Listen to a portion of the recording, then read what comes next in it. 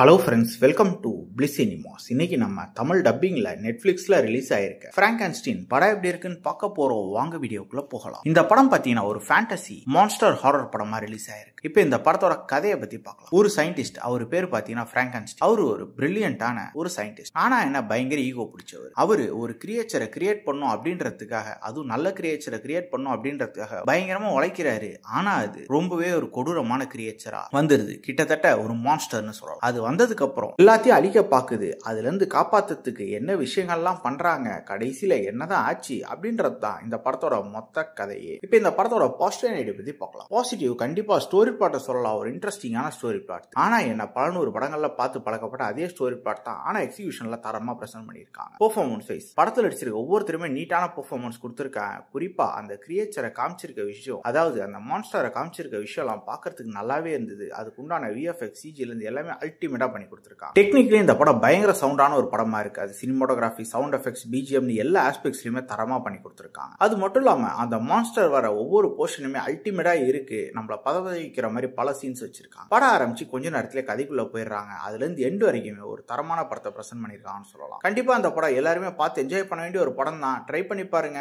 படத்துல அடல் கண்டென்ட் இருக்கு, சோ ஃபேமிலியோட ட்ரை பண்ணாது. இன்னொரு வீடியோல சந்திக்கலாம். தேங்க்யூ.